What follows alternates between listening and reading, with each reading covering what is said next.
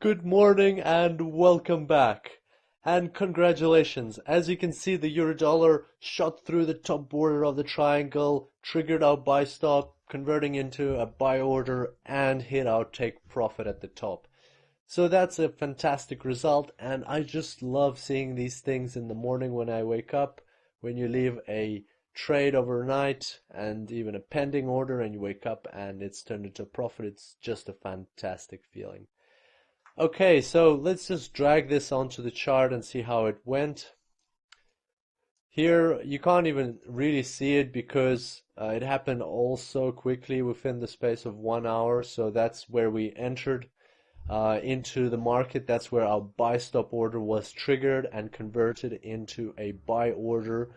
And then the price kept going up and triggered our take profit, and we got our revenue. So that's a great result, and if we look down here, you'll see that the buy stop order was changed into a buy order. So this buy stop order, it has nothing to do with it. That's the one where the lot size was incorrect and we deleted it. So here our buy stop order was triggered and changed into a buy order, and then the take profit was reached and we got our profit of $13.64. Now that doesn't sound like a lot, but let's put that into perspective.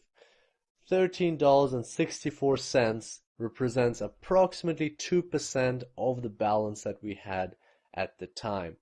So we earned 2% in the space of several hours. That's incredible when you think that banks will only offer you a couple of percent, maybe 4 or 5% maximum on your savings deposit for a year. That's 4 or 5% in a year, whereas here we were able to make 2% in just a space of a few hours. So I'll let you think about that. What we're going to do now is an important bit, and we have to close or delete our pending sell stop order. So as you can see, the market has gone upwards, so this order has become obsolete, the sell stop, and we need to get rid of it because yes, it will automatically expire sometime later today. However, we don't want to risk just keeping it in the market because the price might still go down and trigger it, and that's not part of our strategy. So let's go ahead and do that. We'll go to the trade tab, and we've got the sell stop order here. All we have to do is double click the order. This window pops up, and all we have to do is simply click delete. And that's done. Now if we go back to account history, you'll see that we've got the sell stop order here. Now the orders are all ranked by their order number. If you want to rank them by the time when you close them, you just click time, and your sell stop order will be ranked at the bottom over here because we did close it last. Alright, so that's all for today. Just to sum up, in the previous tutorial and in this tutorial, we saw how to use buy stop and sell stop orders, which was important. We learned how to modify them, how to delete them, and just generally how to use them in combination to create this kind of burst out strategy.